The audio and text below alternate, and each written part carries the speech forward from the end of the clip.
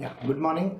We had been doing chapter 14 from the Uddhava Gita, the last message of Sri Krishna to Uddhava. Now, last week, if you remember, we had done a few words from verse 33 onwards. So we had completed few words like non-injury, truthfulness, non-stealing, non-attachment, shame, non-accumulation of wealth. Now, these are the words which are called as yamas. See, there are two things which we say in the scriptures, which is which a normal human being who is on the path of spiritual is supposed to follow. They are called yamas and niyamas. So these two things have to be always looked at. So first is the yama, and the second one is the niyama. So we had done just about, I think, 7 of those. Now we are going to do the rest of them. All right, so we will continue. So we are doing Uddhava Gita chapter 14, the last message of Sri Krishna. Krishna is giving a discourse on the yamas and the niyamas to Uddhava. Now he had spoken about the yamas, so I will read the verse, but I will continue from where I left. So verse 33, the Lord said, non-injury, truthfulness, non-stealing, non-attachment, shame, non-accumulation of wealth, faith in God, chastity, silence, patience, forgiveness, fearlessness. These are the yamas. So we are going to start from the faith in God. Now, when the term faith in God comes up, it is not a part of the Patanjali's yamas, niyamas. Please remember this. Patanjali was a different sage from a different yuga. It has nothing to do with Krishna. Krishna's yamas and niyamas are totally different. And Krishna is God Almighty. We are talking about somebody who is far, far superior than any sage anywhere. So his way of giving lessons to us are going to be completely different. Sages, as you know, over a period of time, they have evolved into their own religious belief systems. There are Advaitic, there are Dvaitic, there are non-dualists, dualists, you name it, there are so many kinds. That there are Mimamsakas, and everybody is evolved like that. Some of them practice certain arts, some of them preach certain things. But here we are not talking of any sage. We are talking about Sri Krishna. He is not an ordinary mortal. He is not a man that we can say, oh, he is a man, he is a great person. No. He is God Almighty. He has mentioned this so many times in the Bhagavad Gita. And here also in the Uddhava Gita, he has said, I am the ultimate destination. There is nothing beyond me. This is there in not only Bhagavad Gita, which is the book that we believe in, all Indians. Even in the court, we take the same book and we say, Gita pe haath rakke, all that. But please understand, that is the book we go by. It's a part of the Vedas. The total percolation of all the knowledge from the Vedas is in the Bhagavad Gita. The same knowledge, expanded version, is in the Uddhava Gita. And that is the reason why whatever he has said is the ultimate truth. So we have to accept this as the main one. So when he says faith in God, this word means quite a lot. What God are we talking about? When so many people came into India, they brought their own philosophies. Way back into the past, the Turkish Empire crawled all the way into India. You will find that they brought in their stuff. People from China came in. People beyond China came in. You have heard of Genghis Khan from Mongolia. He came all the way from there. Then you have heard of Alexander the Great. He brought his own philosophies. Thereafter, the Islamic rule came into the picture, which we call as the Muslims. They the Mughals came in. Mughals are not Mughals. Their origin is from this Turkish Empire. All right. So they came all the way. And thereafter came the British. Now every person who comes into India changes the entire way of thinking. Today, young children have absolutely no clue what they are supposed to do. If you ask a small, a child, 8 or 10-year-old, and the child will come to the mother and ask this mother, Mom, who is this God? Can you tell me something about him? The mom says, see, we have so many photographs and we have so many, things in the house. We are praying to Shivji. We are praying to Vishnu. We are praying to this form of Vishnu. So we have to pray to this God. The child can ask further questions, but he is never satisfied. Because till date, he has seen his parents suffer. They have never got what they wanted. They wanted money. They are suffering for that pennies, little stuff. They wanted a big house. They don't know how to take a big house. They wanted a big car. They don't know how to take a big car. They want loan from the bank. The bank said no to them. How many things are going wrong? There are so many diseases that they have to pay for. To take the child to the doctor and bring him back is not an easy task at all. Thereafter, his fees, name it, thousands of things are going wrong. The person who is working, whether it is the mother or the father who is working in the company, is going through their personal hell. And the child observes all this. And the child is in no way able to understand what is wrong with my father or mother. They are praying to this God that they have in their, shrine, in the house shrine. He is Shiva, he is Vishnu, he is this, he is that. So many Devis are there. Lakshmi Devi is there. And that Lakshmi is not even giving money to me, to our family. We are in such dire straits. Why is God bringing so many diseases in this world? There is coronavirus. I can't go to school. I can't meet my friends also. If I have to meet my friends, I have to put a mask on. The child thinks like this. The child wonders, what is this God that these people are talking about? And then he becomes an atheist because he is ruled by the foreign civilizations which have come into India. They have brought their philosophies. So the true nature of God has been forgotten. So who is this God? Nobody has any clue. They put some demigods in front of them. These are all demigods, by the way. All this is Brahma, Vishnu and Shiva and all this, Lakshmi, Saraswati, Parvati, you name it. All these are demigods. They put these gods in front of these children and they say, pray to this God, do this service unto this God. And they don't know why they are doing it. They go and attend temples. When they go to temples, they will tell their child, now put your hands together and bow down. You see, if you don't bow down, the God is going to get very angry. The child says, I don't like this prasad that you have made, I want my burger. I want this. I want that. Can I have my pasta? And the parents have no clue what they are supposed to do because the parents themselves are ignorant to the core. They don't know what God is. Till today, nobody has taught them. Their own parents have not taught. That means the grandparents have no clue about this God. The great-grandparents also have no clue about any God whatsoever.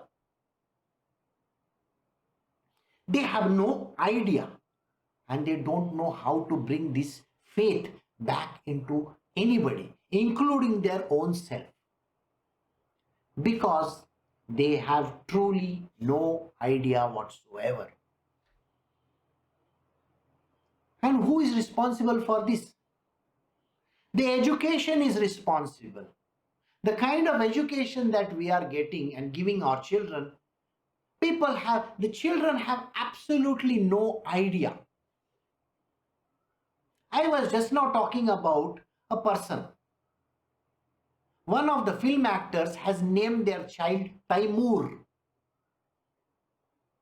Taimur was the greatest villain in the history. Taimur is the name of the greatest villain in the history.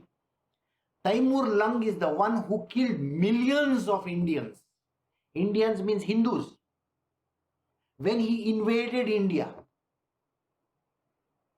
Imagine calling your own child Hitler. Is it allowed? And this is the culture these Indians are living in today. How can you name your child Hitler? In the same way, how can you name your child as Taimur? So that he should rule over the rest of India now? Can you imagine this? And I was speaking to some people and they have absolutely no idea who invaded India. Why? Because their education is doctored. They have no clue whatsoever who invaded India. You can ask your own children. Do you know the history of India? Nobody has any clue. Oh, I know about Vivekananda, you know. Oh, you know about Vivekananda. Who invaded India? The Mughals came. Who told you Mughals came?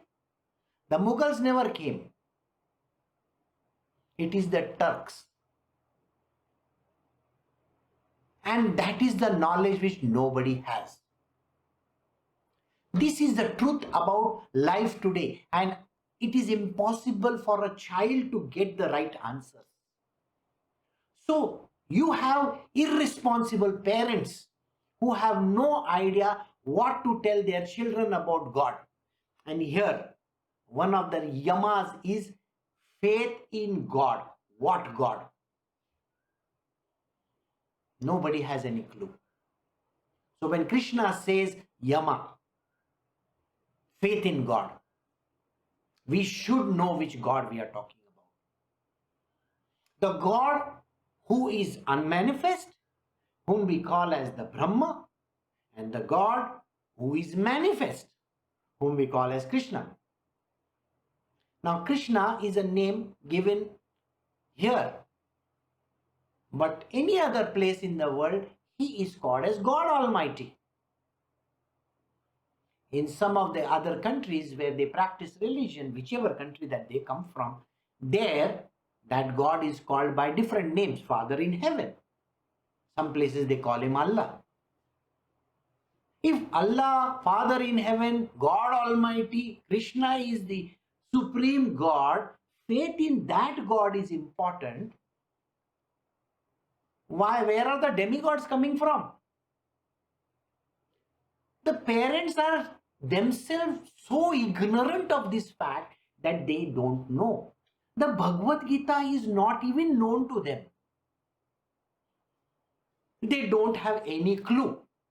And those who sit for my satsang, also 50% of them say that we are listening to your satsang, but we don't have any idea. But the same thing you ask them about different stuff, Do you know in TikTok which channel is playing? Or do you know in Instagram who is there? Has your friend made a nice cake? They will know all that. I get my groceries from this store. I do this. But any idea about God? Zero idea about God.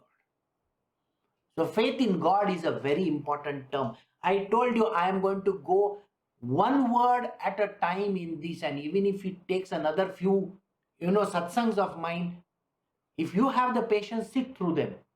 And if you don't have the patience, go away from here.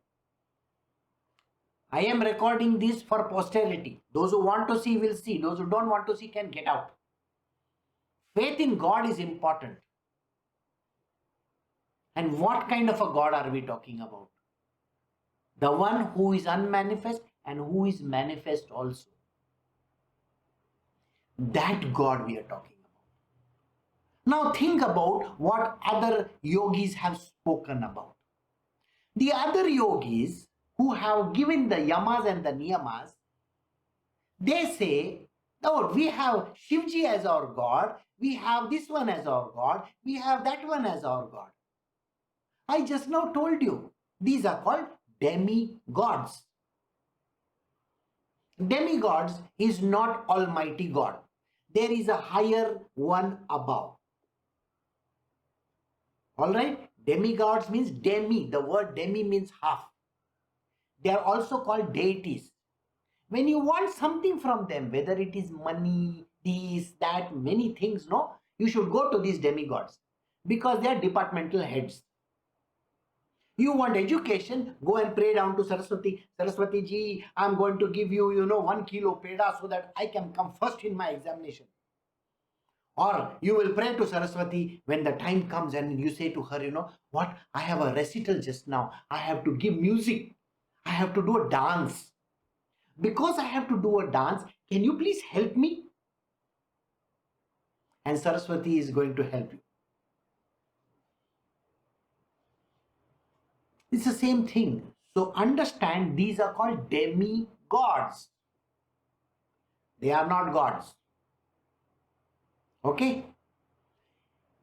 You may wonder whether the same thing is there in Christianity or any other religion. Naturally, the question may arise, Christianity came into the picture 2000 years ago. Before that, what was there? I will tell you. In those regions, in the Middle East, in Africa, in the Middle East, in parts of Europe, they also had demigods. Okay? And they were called demiurges. Okay? So, even in the pure times, in those times when we are talking before Jesus Christ, BCE, in Africa, they also had demigods. They were called demiurges. They also went by some other names. The aeons, the archons. You wouldn't even know half of them because you have never known these things. They also said the same thing. These are called demigods. They have departmental jobs.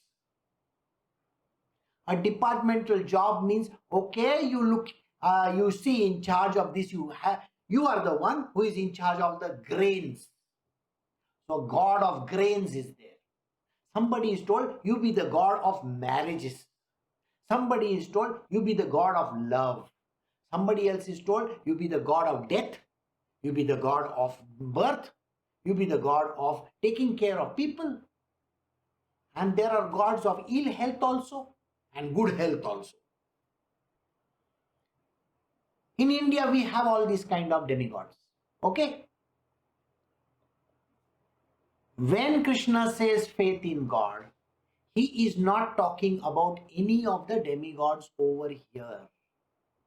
The absolute knowledge and faith of the supreme divine, which is beyond all these demigods. These demigods will all be merged into this and destroyed at the end of time. Got the answer? So if these demigods are they going to be destroyed, then can they be called God? They have a finite lifetime. God Almighty should never have a finite lifetime. So when you teach your children, do not teach them false knowledge. Do not teach them knowledge which all these Taimur lungs and everybody has given. He has put a gun against your head and told you, this is what you got to follow. When the Britishers came into India, they changed the entire history of India. Please remember this. So next time when you talk to your son or your daughter, don't talk to them about some demigods and then there is unity in this and there is that and there is all those kind of things. Please understand, there is something which you need to talk about.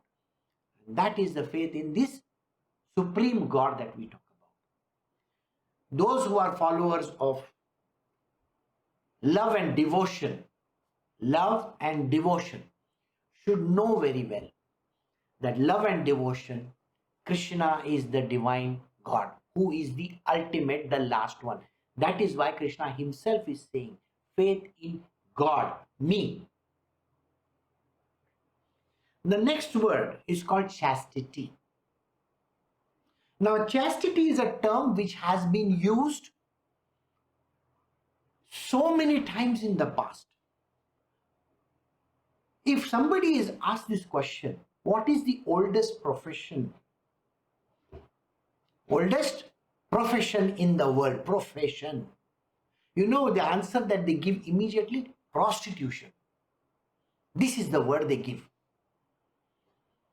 That means if there is a prostitute who was there in the past, the term chastity doesn't come into play at all. Now I will give you what is Krishna's explanation of the term chastity. Remember, karma happens by action, words, deeds, even thoughts. Just a thought about anything or anybody, you are not a chaste person. The word chastity comes from the word chaste. The thought is corrupting. Just the thought that yes, I want to possess this person. The desire of this makes a person fall down. A desire. It is a lusty desire. The lust that the person may have for another person. Could be a man, could be a woman, could be any other. Just the thought itself. Some people think that having physical sexual contact is the meaning of that. No. It doesn't mean that. The moment the desire comes, you are no longer chaste. So the idea about chastity is very, very strange. Why has Krishna included this word over here? Those who are on the material worldly path, those who are grahastha or on the material worldly path, they have certain set of rules which are again niyamas. We will do that. This is a yama. This is the primary requirement. If you want to be in spiritual, this is a primary requirement. No dirty thoughts also. Action is different. Thoughts. So this is a term which you need to understand. This also comprises of lusty ways of life. Desirous. So you have to get rid of them. Now you may say, Krishna is very harsh. Why should he tell us this? Well, the basic requirement of spiritual is that if you want to have lusty thoughts, if you want to have desire of any kind, there should be only one desire of wanting to be with God. Single pointed devotion means just that one person, the divine, the supreme divine, the God that we spoke of just now, the supreme divine. That is all that we need to bother about. When we are here in this material world, the thoughts, if they are only regulated towards God, meanwhile doing all the work that is needed around us, then you are following the yama of chastity. The next word is called silence. Now silence is a very, very strange word again. What is the meaning of the word silence? Silence doesn't mean shutting your mouth. But that is what everybody thinks. I am shutting my mouth. I am silent. I went into Maun Vrata. What? As per, the other sutras, I was in Maun Vrat. I did Mauna for many days, That is the first thing that I do. That is not called silence. Silence means silencing the mind. It is not connected to the mouth at all. Mind takes all its inputs from 5. Eyes, ears, nose, and skin. So 5 of them. Inputs from the 5 sense organs. Then it takes inputs from the 5 organs of action. The 10 together create input data. That is then cogitated upon in the mind. The cogitation that happens is the cacophony, is the noise level in you. Because the mind is judgmental.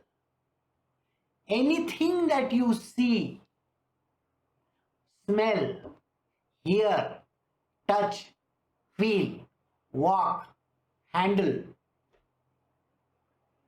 you are making judgments immediately. There is no silence there. There is only a lot of noise. So much of noise that you cannot even imagine. You might have shut your mouth and said that I am in Maun Vrat. I am in silence. No. You are taking inputs from your eyes and you are looking at that person and saying, look at the way he's dressed.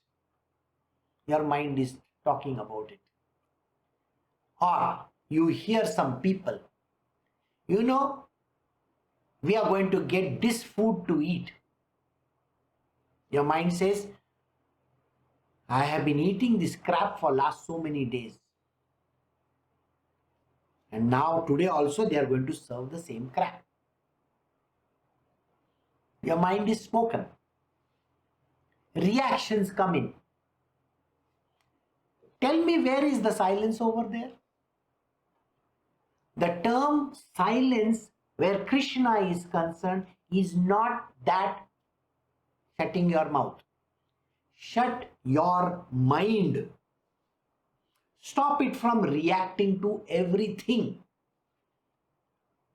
If your mind is lost in God, then there is no choice for it to react to anything. Let us say somebody calls you by a particular name which you don't want to hear. It's a childhood name. All right? That person's name is something different. But let us say he's called Chintu. Now Chintu means a small guy. In India, the word Chintu means a small guy. But this person may be 6 feet tall.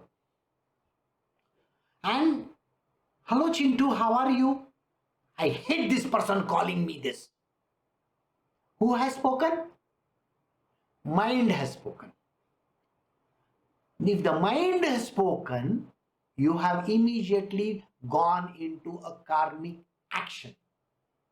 It is a karma which has occurred. Why are you reacting? Your mind has reacted. It is making judgments on that person. Got it? Silence of the mind is the first yama over here, which you need to understand carefully. Silencing the mind is the primary requirement, because if you do not silence the mind, you are going to get into bigger and bigger trouble.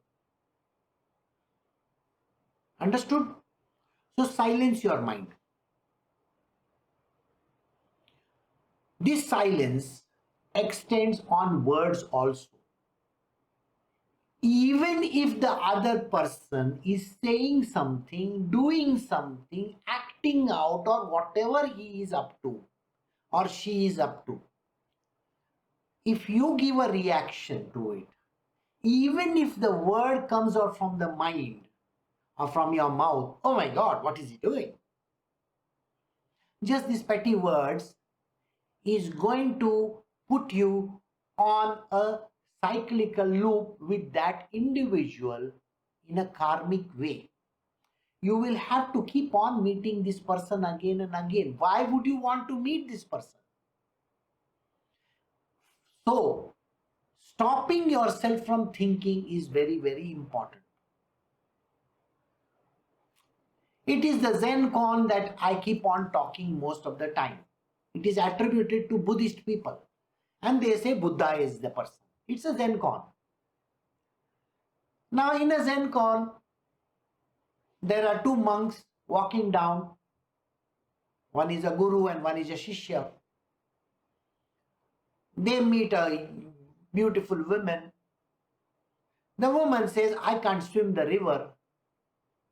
So this one person, the one of the monks, who is a guru, says, hop onto my shoulder, I will take you across the river. So she hops on, they go across the river, drops her over there, and they both start walking. After an hour or so, the other monk says, it must have been really wonderful to carry a beautiful woman like that. So this monk looks at this other monk and says, are you crazy? Why are you still carrying her? Now do you understand? If a thought of a person keeps on rankling inside of you, it is called karma. Now think, if you have that thought for 1 hour, 2 hour, 3 hour, 4 hour, 1 day, 2 day, 3 day, 4 days, maybe a month, 2 months, do you know what is the calculation that is there? Remember, in Krishna's world, whatever you give him, it comes back to you 100 or 1,000 times back. Isn't it? Isn't that known to you? So, if you are thinking of this person for 1 hour, kindly take 1,000 hours in your name, because 1,000 hours, the reverse will happen to this and you. So, not in this lifetime, but some other lifetime. Why would you want to meet this person again in some lifetime? You may become a human being. Okay? And this other person may become a scorpion. Or maybe a robot. Who knows? I don't know. And that person is going to irritate you further. And you are going to irritate that person. Why would you want to be in a karmic loop with this person? It doesn't matter what they speak. So silence is the most important word here. Be silent in your mind also. In this, there is a rider. The rider is this. Krishna always talks this kind of a language. The rider is this. If you want to have thoughts, have sattvic thoughts. Have sattvic thoughts about a person. If you really want to have thoughts. If you want to think about some person, thing or animal or whatever, have sattvic thoughts about it. If you have sattvic thoughts, then you will be born as a human being in a higher womb. If you have rajasic thoughts, the rajasic thoughts could be, I wish that person doesn't come back again, or some kind of a thought that you have. If you are a rajasic thought person, then that thought is going to make you into a demon. Or you will be born as a very poor and a miserable person. And if you are thinking, I want to kill that person, I want to destroy him, I want to make mincemeat of him, the moment you have this thought, it is called tamasic thought. And when you have tamasic thought, the life of what you are going to get in your life is, first, you will become a Rakshasa. Or you will be born in the worst womb on earth. Maybe you will be born as a worm in the shit. I mean, that is what even Sai Baba said. So, why would you want to be born like that? Ask yourself this question. If you really want to have a thought about a person or an animal or whatever, can you not have a sattvic thought about that person? So when the person says certain things bad about you or any other person, have this thought. He does not know what he is saying. She does not know what she is doing. Please forgive them, God. If this is the thought that you have, then you will be born in a higher womb. This is Krishna's philosophy. I am not pulling it out of my hat. I have already done these lessons in the Uddhava Gita as well as in the Bhagavad Gita. And we are going to continue doing this. So please, silence means silence of mind. When there is silence of mind, there is automatically silence of the mouth also. So the word silence has been explained to you. The next word is called patience. Sai Baba used to say saburi. Saburi means patience. Human beings have no patience. They don't have any patience in anywhere in this world. They want instant results. They want here and now. But they are not interested in giving any inputs to it. Now this patient word will be explained to you in a different manner. Remember this, okay? Now I am giving you what is the yama part of it, but the same word patience will be explained by Krishna slightly differently. And you will be amazed at what he says. You need to have patience in this world. Patience with everything, everybody. Forgiveness. The next word. When you have to forgive this world, remember the word which I said just now. Jesus also said this on the cross. Forgive them, Father, for they do not know what they are doing. Every person who is irritating you, putting you in the wrong place, or saying something bad about you, or whatever the other person is doing, good or bad, you are not supposed to react to it. Please forgive them. Because they do not know what they are saying. They are ignorant. They have no idea. Spiritual perfect people are different. Spiritual people are different. So forgiveness is an important word. Last is called fearlessness. We need to have fearlessness in this world. Fearlessness doesn't mean becoming stupid. Okay, it doesn't mean that you have to go and fight a dragon. Okay, otherwise you will say, Guruji has said, I have to become like Arthur, or the Lancelot, whoever that person was. I should go and fight the dragon also. No. Now in today's day and age, the dragon is next door. China. They have surrounded India from all the sides. They have taken over Nepal. Nepal was friends with India. Today these same people are saying, why are you making, a road from our country? They are saying, why is India having a Gurkha regiment? Gurkhas are Nepalese. Nepalese should join their Nepal army, not Indian army. So Gurkha army. Actually, the term Gurkha is very strange. Do you know the term Gurkha comes from a very important saint? Gorakhnath. Gorakhnath is one of the Navnaths from the Nath Sampradaya. Okay? So they could have been descendants of that. Who knows? So we have Mr. Oli and all those other people talking about India. At every forum they get, they are saying something bad. Why? China has taken over that country, literally. In Pakistan, which is another country surrounding us, they have taken over that land. So we can't fight the dragon there also.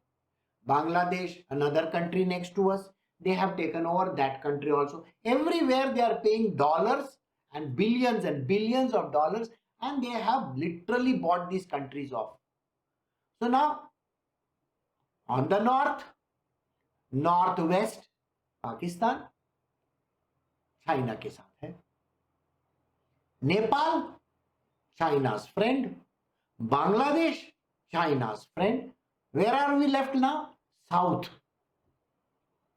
There is a very big port called Hambantota. I don't know whether you know about this.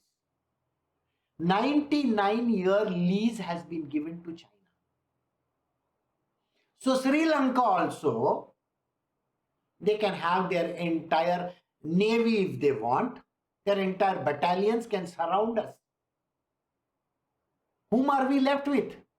We don't have a single country left around us whom we can call as friend. Even Iran, which we were, making a port over there, the Chinese came over there and they brought that entire place up. They have given them $70 billion as aid.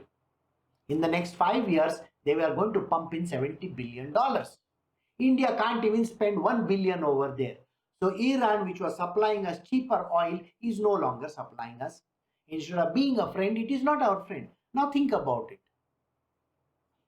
The term fearlessness, where does that come into the picture? If you are surrounded all sides by the enemy, by people who are literally not your friends, everybody is fearful. And then on top of it, we don't have money. Then on top of it, we have coronavirus. And on top of it, we have our own community, people fighting with our own selves. If you all are parents over here, and if you all are young people, you should be proud that you are from this particular place. And you should know that yes, we have to become fearless. Doesn't mean foolish. We have to have friends also. All the people who are surrounding you, they have to be friends. If we have friends, then we can progress in the future. But if we have enemies, we are going to spend a lot on defense, isn't it? The money which we can spend for education or any other is now going to go for defense. This is a political thing. The term fearlessness, according to Krishna, incidentally, Krishna is the one person who has spoken about war. Those who know the Bhagavad Gita can definitely say these words. Krishna is the epitome of how warcraft is to be done.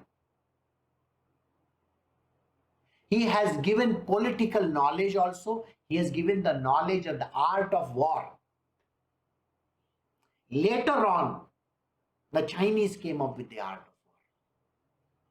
war. But the original art of war was given by Sri Krishna to Arjuna.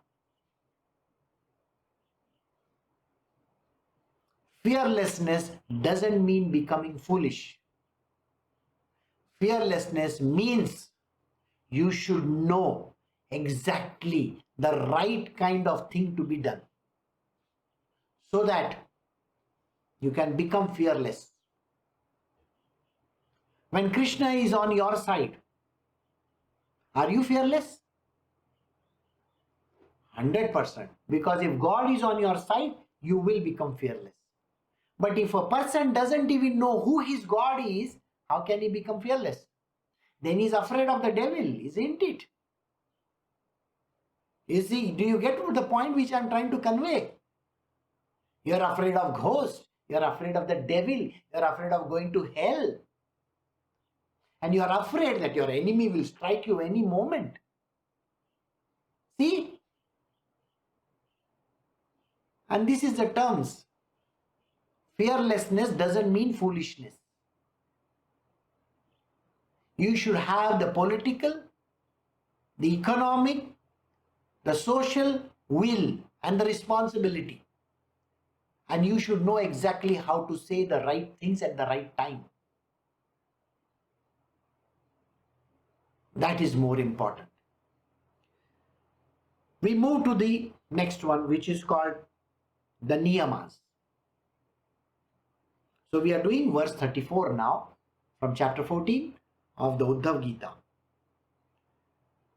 Purity of mind and of body, repetition of Lord's name, austerity, offering of oblations in the sacred fire, faith in oneself, hospitality, worship of me, visiting of holy places, working for the good of others, contentment, and service unto the teacher.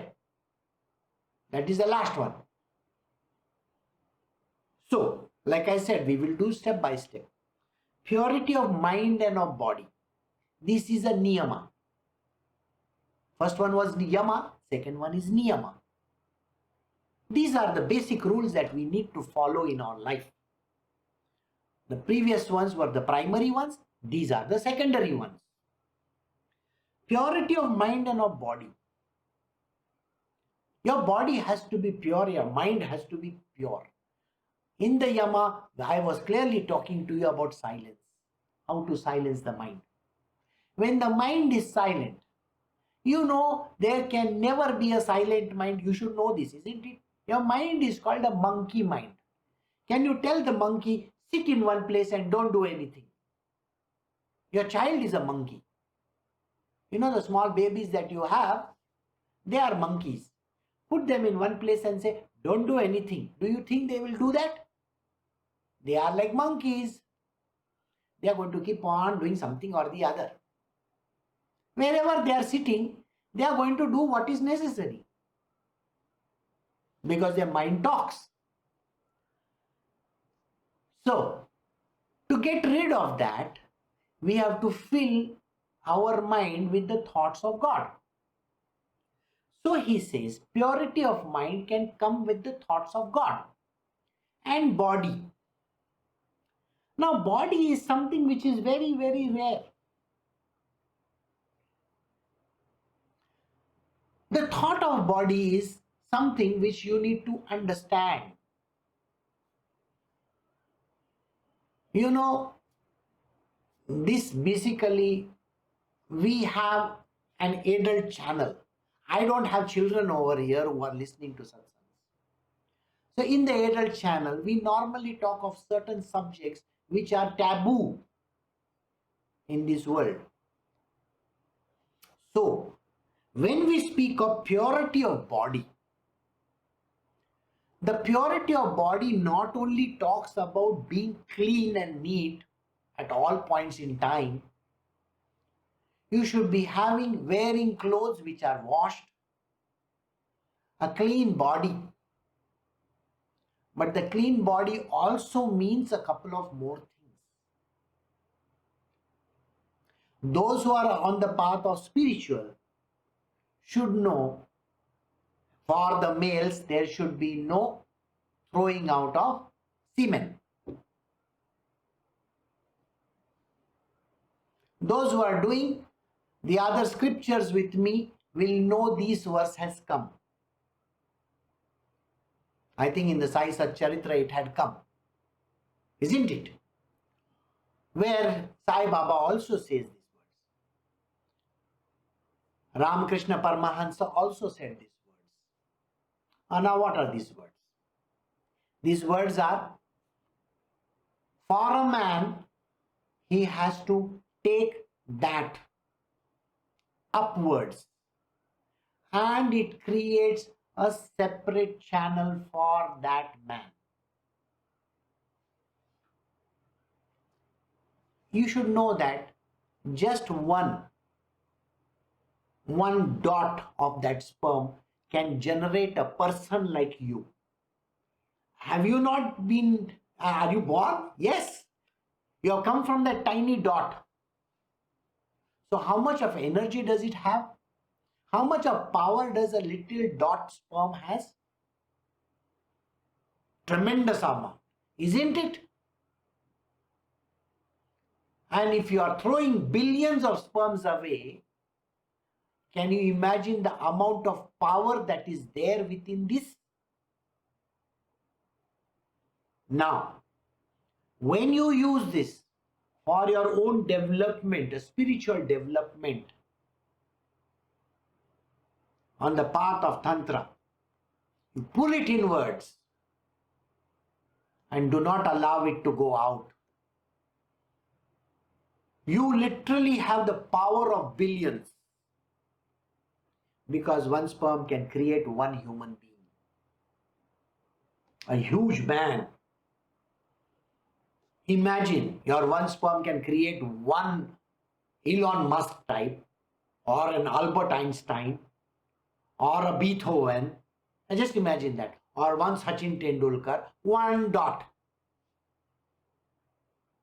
I am not saying some ordinary person. I am talking about that if your sperm can create such great people in this world, and a billion of them together, can they not create like that? Yes. So now please understand the value of it. When we talk of this term, purity of body, it also means that those who are sannyasis, they are not supposed to do that. Throw it out. No. When you are already having children in the material world, the thought also should not come that I want to indulge in some activity. No, that thought also should not come. You should be clear, whereas your thought is also concerned. Your mind, the purity of mind is important, and the purity of the body is also important. Diseases happen because we do not go to the loo when the time is right. Isn't it? If you regulate your bowel movement properly, many diseases can be taken care of. You see, there are certain things in life which a person doesn't actually understand. Now, when a person is not indulging in this kind of things,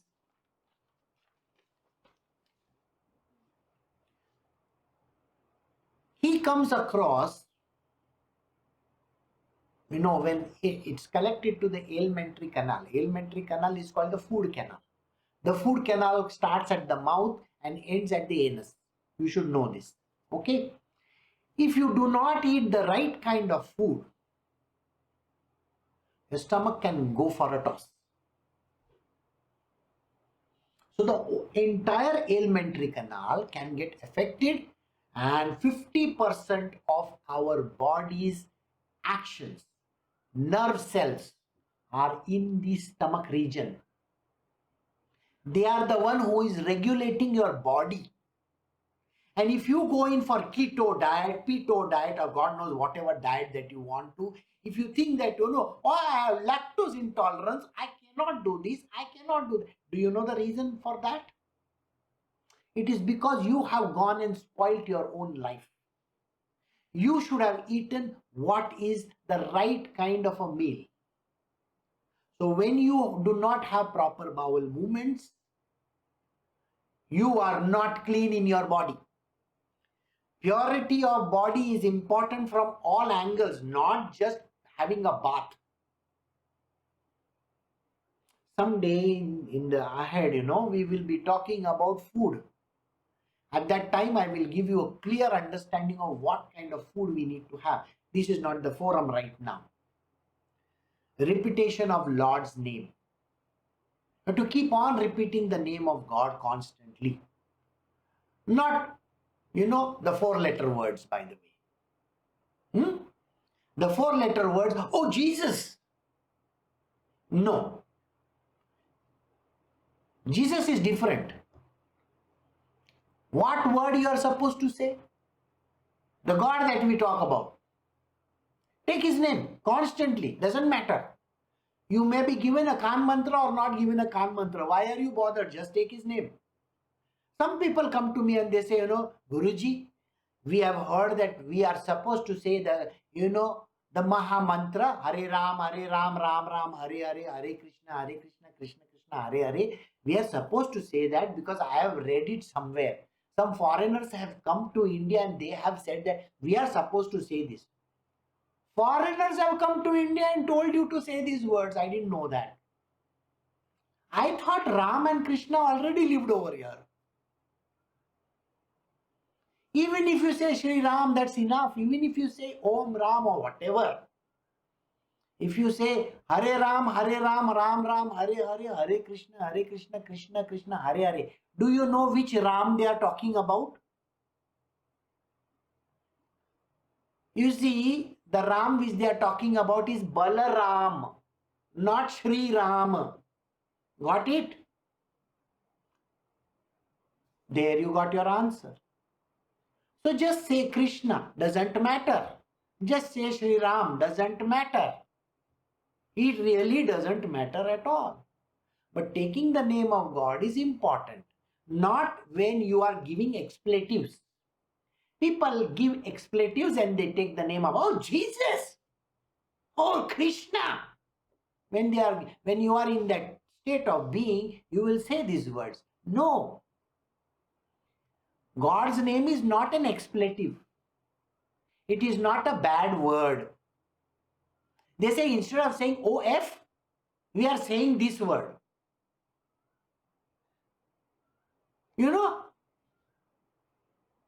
So they are replacing WTF with oh Jesus, oh Krishna. That is not the way.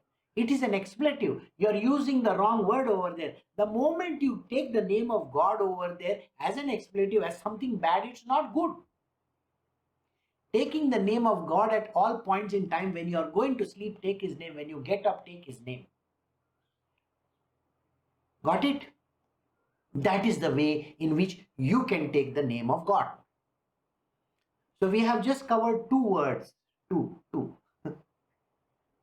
Whereas niyamas are concerned. Tomorrow we will try to complete the rest of the words also. Alright? So I hope you have understood. This knowledge is extremely important. And when I started with history of India, those who are Indians, please go and see the true history of India, not the false history of India. I'm coming back to that. All you educated people in this world, those who are doctorates, those who are PhDs, those who are, masters, those who are graduates in this, in my satsang, whoever is listening in,